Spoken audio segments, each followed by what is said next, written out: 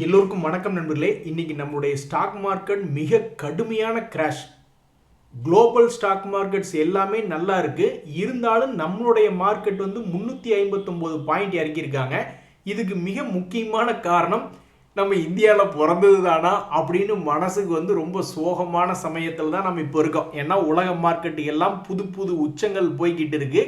நம்மளால புதுசாக வீழ்ச்சிக்கு போய்கிட்டு இருக்காங்க.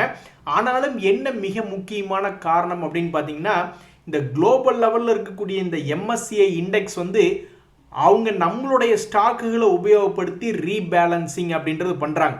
அதாவது இந்தியாவில் இருக்கக்கூடிய சில நல்ல பங்குகளை ஆட் பண்ணிட்டு, ஒரு உதாரணத்துக்கு ஃபெடரல் பேங்க், MCX, நால்கோ அப்படின்னு பல்வேறு பங்குகளை, இந்தியன் பேங்க் முதல் கொண்டு பல்வேறு பங்குகளை அவங்களுடைய இண்டெக்ஸில் ஆட் பண்ணுறாங்க.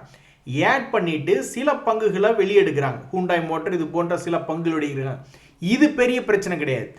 எது மிகப்பெரிய பிரச்சனைனா வெயிட்டேஜை குறைக்கிறாங்க. ஆல்ரெடி இருக்கக்கூடிய மிகப்பெரிய ஷேர்கள் TCS, இன்ஃபோசிஸ், பஜாஜ் ஃபினான்ஸ் போன்ற ஸ்டாக்குகள் எல்லாம் வெயிட்டேஜை குறைக்கிறாங்க. அதை வெளியே தூக்கவும் இல்லை, அடிஷ்னலாக அந்த ஸ்டாக்குகளை வாங்கவும் இல்லை. ஆனால் ஏற்கனவே இருக்கக்கூடிய வெயிட்டேஜ்களை குறைக்கும் பொழுது அவங்க கண்டிப்பாக அந்த ஸ்டாக்குகளை விற்றுதாகணும். அதை யாரெல்லாம் ஃபாலோ பண்ணிக்கிட்டு இருக்காங்களோ அந்த MSCI இண்டெக்ஸை, அவங்க எல்லாருமே அந்த ஸ்டாக்குகளை விற்று தான் ஆகணும்.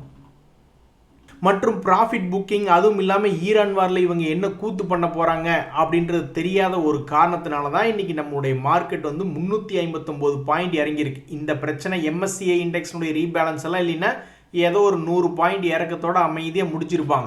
பட் இருந்தாலும் இந்த MSCI இண்டெக்ஸ் ரீபேலன்ஸ்னால தான் இன்றைக்கி மிகப்பெரிய நம்ம ஒரு அடி வாங்கியிருக்கோம்.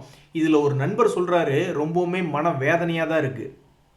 இன்னைக்கு இன்ட்ராடேயில் மறுபடியும் ஒரு 30,000 ரூபா நான் லாஸ் பண்ணிட்டேங்க, இன்னைக்கு நாள் ரொம்ப மோசமான நாள் அப்படின்னு கமெண்ட் பண்ணியிருக்காரு.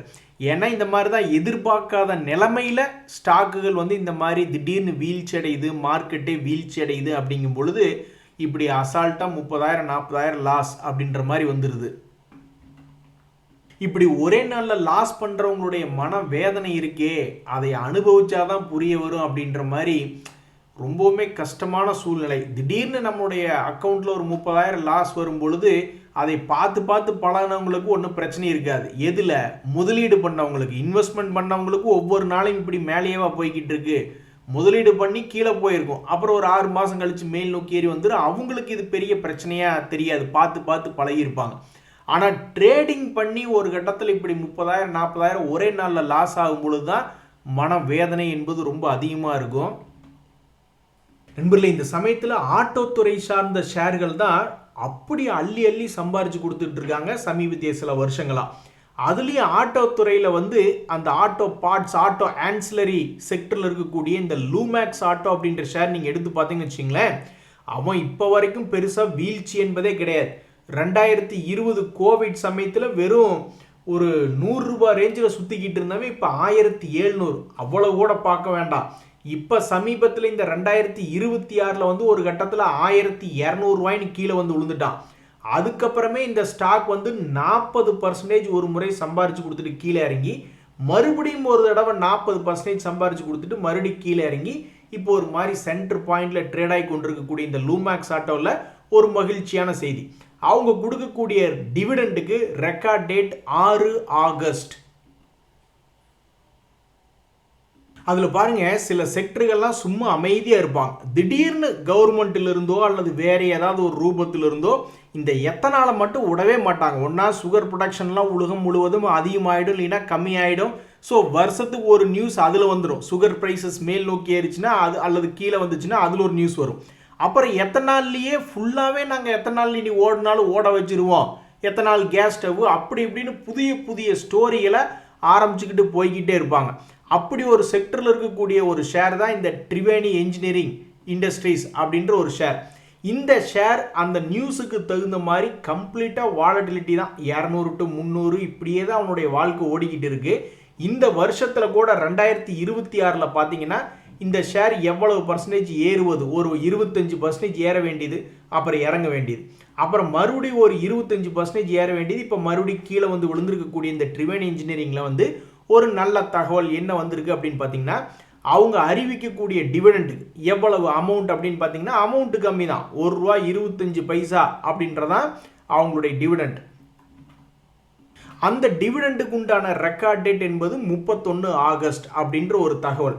எப்படி பார்த்தாலும் இந்த சுகர் இண்டஸ்ட்ரீஸில் ஏதாவது ஒரு நியூஸை வச்சுக்கிட்டு எத்தனால் சுகர்னுடைய ப்ரைஸஸ் அப்படி இப்படின்னு வச்சுக்கிட்டு ரொம்ப வாலட்டிலிட்டியாக இருக்கக்கூடிய ஷேர்களில் இந்த ட்ரிவேணி என்ஜினியரிங் அப்படின்றதான் முன்னணியில் இருக்குது.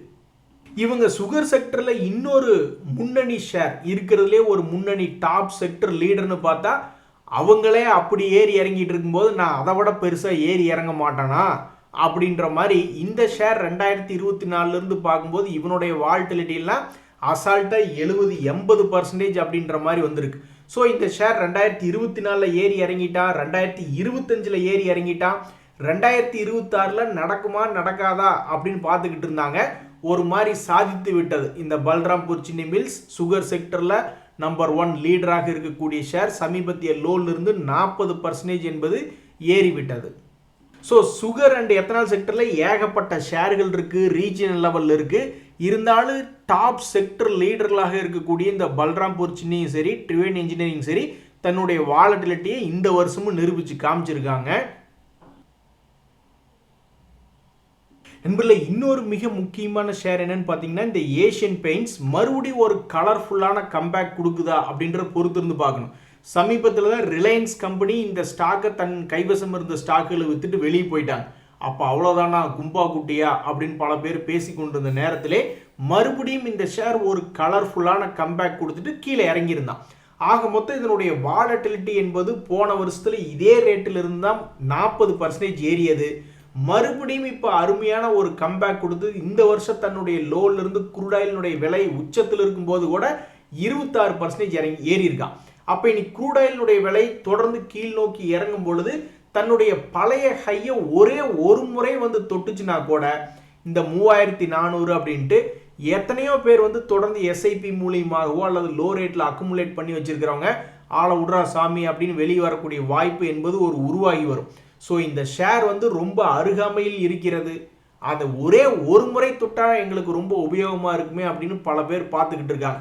இப்படி இருக்கக்கூடிய நேரத்தில் தான் அவங்க எப்பவும் கொடுக்கக்கூடிய டிவிடெண்ட் அப்படின்றதுக்கு உண்டான தேதி ரெக்கார்ட் டேட் என்பது 23 ஜூன் அப்படின்றத அறிவிச்சிருக்காங்க. அந்த காலத்தில் இது போன்ற ஷேர்கள்லாம் ரொம்ப கம்மியான விலைக்கு வாங்கியிருப்பாங்க. அவங்களுக்கெல்லாம் 23 ரூபாய் ஒரு ஷேருக்கு டிவிடெண்டாக கிடைக்கிறது என்பது ரொம்ப பெரிய விஷயம்தான்.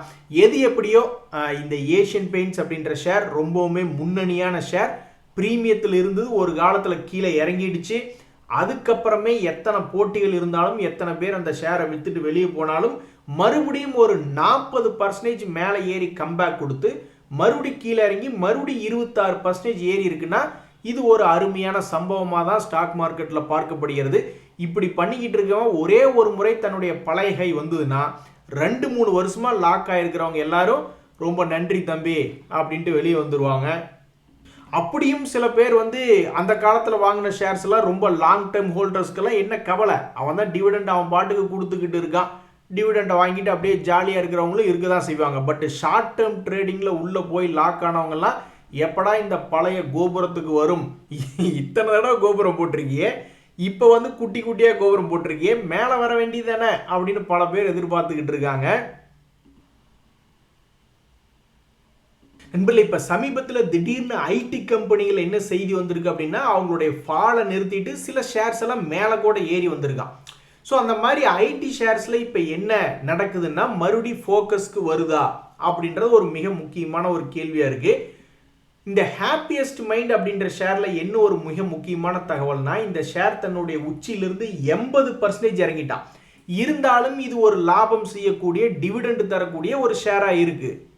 ஸோ அப்படி இருக்கும் பொழுது சமீபத்திய குவார்ட்டர்லி ரிசல்ட் கூட கடந்த முறை இல்லாத ஒரு 61 கோடி லாபம் அப்படின்றது காமிச்சிருக்காங்க. அதே மாதிரி கடந்த முறையில் இல்லாத ஒரு 604 கோடி சேல்ஸ், ஹையர் சேல்ஸ் அப்படின்றது காமிச்சிருக்காங்க. இத்தனை ஒரு விஷயம் இருந்தும் உங்கள்கிட்ட சந்தோஷமே வரலையேப்பா அப்படின்ற மாதிரி தான் இந்த ஷேர் ஹோல்டர்ஸ் எல்லாம் ரொம்ப வருத்தமாக இருக்காங்க. இருந்தாலும் ஐடி ஸ்டாக்குகள் ஃபோக்கஸில் இருக்கிறதுனாலையும் தன்னுடைய மிக மோசமான சரிவு 80% சரிவு, 100 ரூபா ஷேரு வெறும் 20 ரூபாய்க்கு வந்துட்டு தான் கணக்கு வச்சுங்க. அப்படி ஒரு மிக மோசமான சரிவு வந்துட்டதுனாலையும் இப்போ மறுபடியும் சமீபத்தில் அவங்க கொடுக்கக்கூடிய டிவிடெண்டுக்கு என்ன ஒரு அனௌன்ஸ்மெண்ட் கொடுத்துருக்காங்க அப்படின்னு பார்த்தீங்கன்னா 17 ஜூலை தான் எங்களுடைய ரெக்கார்ட் டேட் கொடுக்குற டிவிடெண்டுக்கு அப்படின்ற ஒரு தகவல் கொடுத்துருக்கிறது. ஏதாவது ஒரு புது ரத்தம் இந்த ஷேர்ல பாய்ச்சுமா, மார்க்கெட் இந்த ஷேரை என்ன செய்யும், லாபமும் செஞ்சிருக்கான், சமீபத்தில் லாபத்தை கொஞ்சம் இன்க்ரீஸ் பண்ணியும் காமிச்சிருக்கான், டிவிடெண்டும் கொடுத்துருக்கான். ஐடி ஸ்டாக்குகள் மறுபடியும் சமீபத்தில் சிறிய ஃபோக்கஸில் வந்திருக்கிறதுக்கெல்லாம் இன்றைக்கெல்லாம் பார்த்தீங்களா, விப்ரோ ஷேர் காலையிலேயே ஒரு 4-5% ஏறி இருந்தான், அப்புறம் கீழே ஃபாலோ ஆயிடுச்சு. அப்புறம் நேற்று விப்ரோ ஏடிஆர்லாம் 18-20% பக்கம் ஏறி இருந்தது. ஸோ ஐடி ஸ்டாக்ல மீண்டும் ஒரு மறுமலர்ச்சி வருமா நண்பர்களே? இது போக ஸ்டாக் மார்க்கெட்டில் என்ன ஒரு செய்தி பார்த்துக்கிட்டு இருந்தேன் அப்படின்னு பார்த்தீங்கன்னா, 200 days மூவிங் ஆவரேஜ் பக்கத்தில் போய் ட்ரேட் ஆகி கொண்டிருக்கக்கூடிய சில பங்குகள் அப்படின்னு பார்த்துக்கிட்டு இருக்கும்போது, இந்த வீனஸ் பைப்ஸ் அப்படின்ற ஒரு ஷேர். ஸோ இந்த வீனஸ் பைப்ஸ் அப்படின்ற ஷேர் இவ்வளவு காலமாக இல்லாமல் தொடர்ந்து சரிவு, 2024 தொடர்ந்து ஒரு சரிவு. அதுக்கப்புறம் இப்போ 200 days மூவிங் ஆவரேஜை தாண்டிய ஒரு ஷேராக இந்த வீனஸ் பைப்ஸ் இருக்கு. இப்போ சமீபத்தில் ஸ்டீல் ரிலேட்டடான செக்டரில் பல்வேறு ஷேர்கள் என்பது மேல் நோக்கி ஏறி வந்திருக்கான்.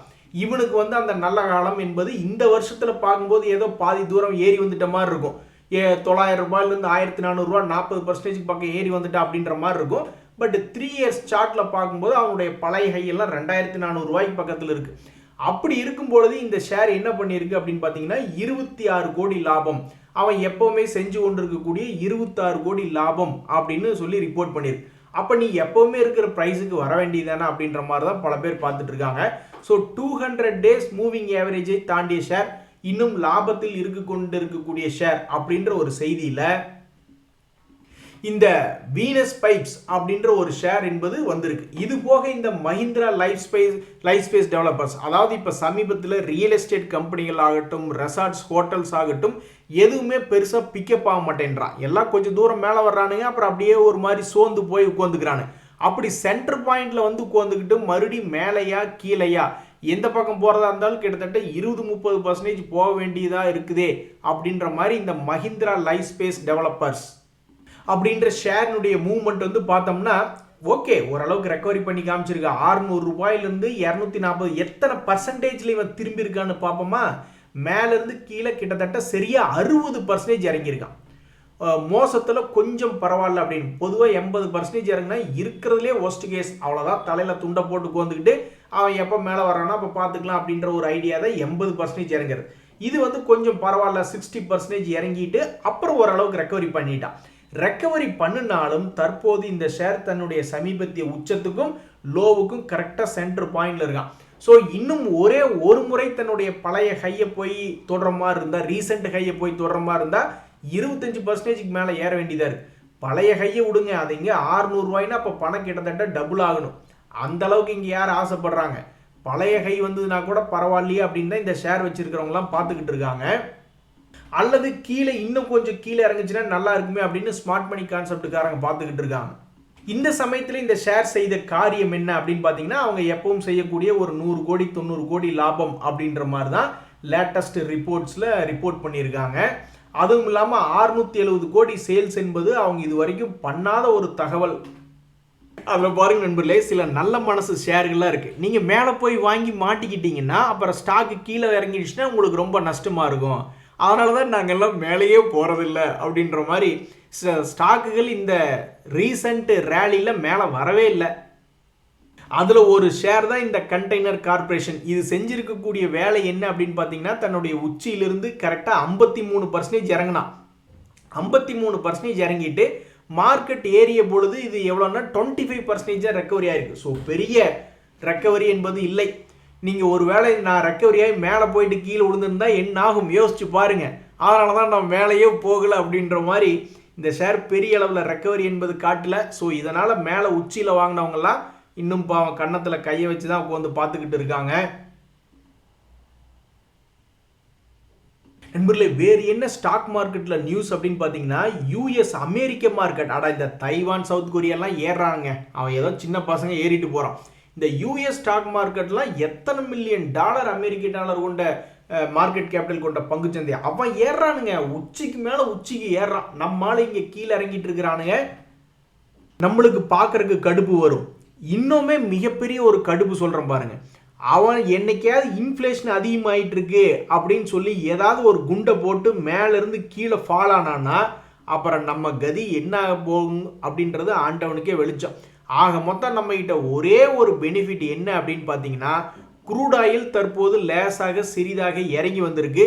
கடைசிக்கு நம்மளுடைய பொருளாதாரத்துக்கு அது ஒரு உதவியாக இருக்குது. ஸோ ஸ்டாக் மார்க்கெட்டுக்கு நம்மளுக்கு இன்னும் உதவியே வரல.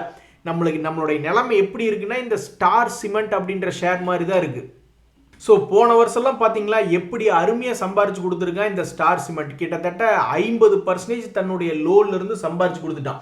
ஸோ போன வருஷம் கூட பரவாயில்ல, இந்த வருஷம் ரொம்ப சுமாராக இருக்குது அப்படின்ற மாதிரி பல்வேறு ஷேர்கள் பெரிய அளவில் சம்பாரிச்சு தரல. சும்மா ஒரு 20%க்கு 4-5 ரவுண்டு போய்கிட்டு இருக்கான். இங்கே கரெக்டாக லோனில் கண்டுபிடிச்சி ஹையில் விற்று அப்படி 20%, 40% சம்பாரிச்சு ஆட்கள் இங்கே எத்தனை பேர் இருக்கோம்? எத்தனையோ ஷேர்கள் 2-3 ரவுண்டு போயிட்டு வந்துட்டான். அதில் ஒரு ரவுண்டாவது பிடிச்சியா அப்படின்ற மாதிரி தான் இப்போ பல்வேறு கேள்விகள் இருக்கு. அப்படி இருக்கும் பொழுது எல்லா ஷேர்களுமே கண்ணா பின்னான்னு ஏறினா மட்டும்தான் நம்மளுக்கு ஒரு நல்ல வருமானம் அப்படின்ற நிலைமையில நாம் உட்காந்துக்கிட்டு இருக்கோம். அப்படி இருக்கும் பொழுது நம்மளுக்கு மிக அழகாக பெரிய ஒரு குண்டா தூக்கி போடுற மாதிரி இப்போ அமெரிக்காவுடைய ஷேர் மார்க்கெட்டுகள்லாம் உச்சத்துக்கு மேலே உச்சம் போயிருக்கு. இதே சமயத்தில் இன்ஃப்ளேஷனும் மேலே ஏறி இருக்கு. அவனை ஏதோ நாங்கள் ஆல்ரெடி இங்கே பிரச்சனையில் உட்காந்துட்டு இருக்கோம், இன்னும் ஏதாவது பெருசாக செஞ்சு விட்டுறாதீங்க அப்படின்ற ஒரு நிலைமையில் தான் நம்ம இருக்கோம். ஸோ இந்த பயத்தில் எதுவும் ஆயிடக்கூடாது அப்படின்றதுனால தான். அதுவும் இல்லாமல் இந்த MSCI இண்டெக்ஸ் ரீபேலன்சிங்கில் முக்கியமாக அதிக வெயிட்டேஜ், நிஃப்டியில் வெயிட்டேஜ் இருக்கக்கூடிய ஷேர்களை குறைச்சிருக்காங்க அப்படின்ற ஒரு காரணத்தினால தான் இன்றைக்கி நம்மளுடைய மார்க்கெட் என்பது பெரிய அளவில் அடி வாங்கியிருக்கு. அடுத்த வாரம் ஏகப்பட்ட செய்திகள் இருக்குது. இன்றைக்கே பார்த்தீங்களா 400 பாயிண்ட் வேலையை காமிச்சிட்டாங்க. அடுத்த வாரம் இன்னும் ஏகப்பட்ட செய்திகள் இருக்குது. நல்லா ரெஸ்ட் எடுத்துட்டு வாங்க, அடி வாங்க இருக்கு அப்படின்ற ஒரு நிலைமையில் தான் நம்ம இருக்கோம். இன்றைக்கு தகவல் அனைத்து உங்களுக்கு உதவியாக எனக்கு மகிழ்ச்சி. ரொம்ப நன்றி, வணக்கம்.